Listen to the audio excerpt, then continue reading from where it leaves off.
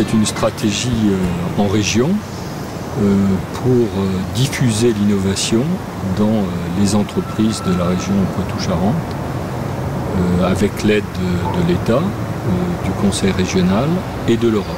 Le projet, effectivement, avec le soutien de l'État du FEDER, c'est de sensibiliser les entreprises de l'artisanat à l'innovation. L'action qui a été mise en place, qui est intitulée « Les développeurs de l'innovation », c'est le recrutement de 4 développeurs dans la région, un par département, pour aller rencontrer les chefs d'entreprise sur place et faire émerger avec eux des projets d'innovation. Les résultats sont encourageants, puisque dans les démarches notamment de l'ensemble des développeurs, c'est pas moins de 600 entreprises qui ont été contactées. 400 entreprises sont entrées dans cette démarche pour un résultat qui est quand même, à mon avis, des plus probants, dans la mesure où on a pratiquement 80 entreprises qui se sont lancées dans une démarche d'innovation.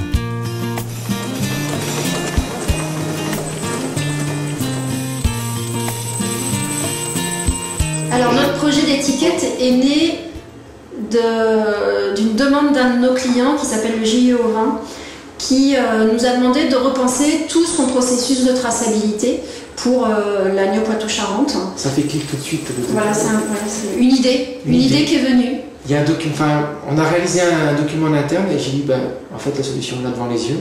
Il faut simplement adapter le process à ce qu'on a à faire. Ce qui est intéressant, c'est ça, c'est cette flexibilité. Parce que le geste dans l'abattoir... On avait besoin d'avoir le label Imprime Vert. Donc on a pris contact avec la Chambre des métiers de la Vienne. Et on avait convenu d'un rendez-vous avec Isabelle Delarua, qui est la référente, qui est venue accompagnée de Cyril Deborde, qui venait voir un petit peu les entreprises locales.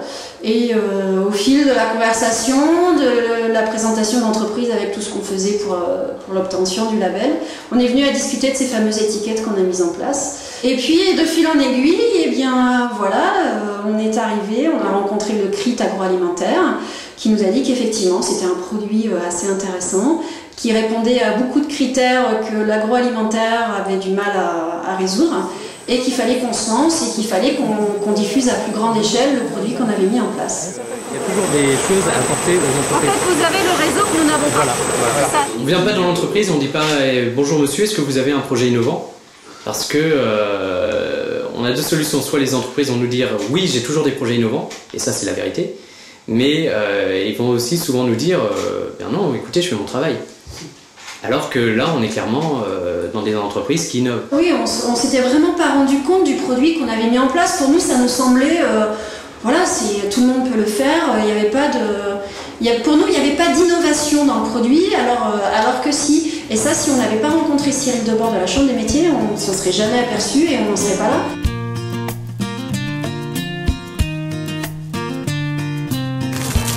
Et voici. Merci. Depuis de nombreuses années, en fait, on est sollicité par notamment des organisateurs d'événements grand public sur le fait de pouvoir distribuer nos produits lors de leurs manifestations. Et puis en 2010, on a lancé la production des bâtonnets glacés d'Ernest. Et en fait, on a réuni ces deux problématiques pour finalement apporter une solution autour d'une vente ambulante et une vente mobile. Dans un premier temps, on a imaginé simplement qu'on allait pouvoir trouver et sélectionner un véhicule qui corresponde à notre exigence pour répondre à ce besoin et à ce projet. Et au bout d'un an, on s'est très vite rendu compte qu'il n'y avait pas de solution existante en Europe qui répondait à tous nos critères. Et c'est là où en fait on a décidé de produire nous-mêmes le véhicule. C'est pas du tout notre vocation, clairement.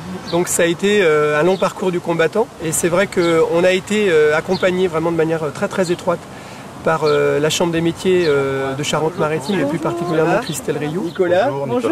Christelle Rio de la Chambre des métiers. D'accord. Alors? Belle réussite? Ouais. Ouais. Vous êtes content?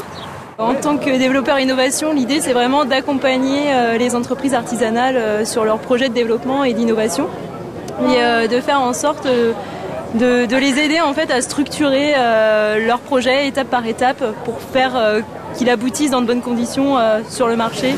Grâce à la Chambre des métiers, grâce à Christelle Rio, On a constitué une équipe avec le RDT Poitou-Charentes. Et puis après, on a aussi bénéficié d'un travail de mise en réseau et de contact de tous ces acteurs régionaux qui en fait connaissaient parfaitement les prestataires, les intervenants. On a également pensé à tout ce qui était développement, tout l'aspect financier en fait du projet, hein, parce que bien sûr ça induit des coûts. Et on s'est tourné aussi bien vers la région Poitou-Charentes qui a aidé pour investir sur les triporteurs électriques. Et puis le programme Excellence Design avec la Directe qui a financé une bonne partie du projet et qui a aidé et qui a permis que ce projet puisse voir le jour assez rapidement.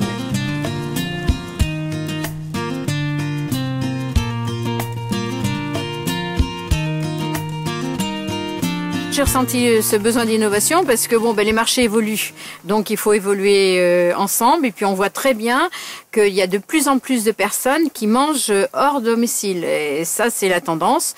En plus, il y a les sandwicheries qui se développent. Tout ce marché-là, commence à prendre un essor énorme. Donc il faut suivre. Hein. Alors notre projet d'innovation, c'est de faire des parts individuelles.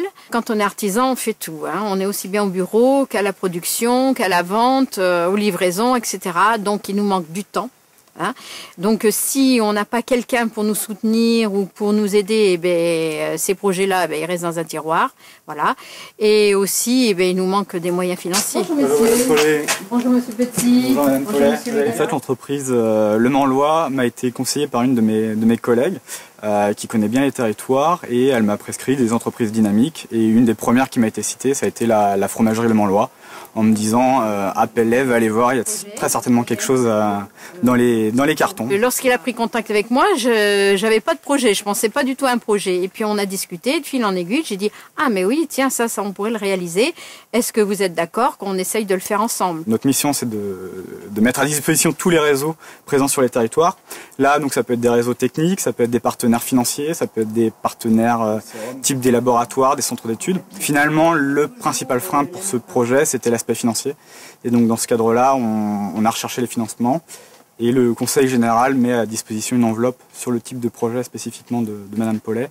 Le FADI, le Fonds d'aide au design et à l'innovation. Donc on a pu monter le dossier ensemble par la suite. Toutes les informations sont lisibles, nouveaux, par individuel, 4 fois 50 grammes, tout y est. Artisanal charentais. Artisanal charentais, ça c'est très important. La Chambre des métiers, finalement c'est un raccourci pour les artisans. C'est l'interlocuteur qui va permettre de détecter pour eux et les compétences techniques, et les compétences financières, et les compétences humaines, et faire avancer le projet plus vite. Sans l'aide que l'on m'a apportée et sans l'aide qu'on pourra m'apporter pour finir de réaliser ce projet en totalité, je ne peux pas le faire. Voilà, et voilà.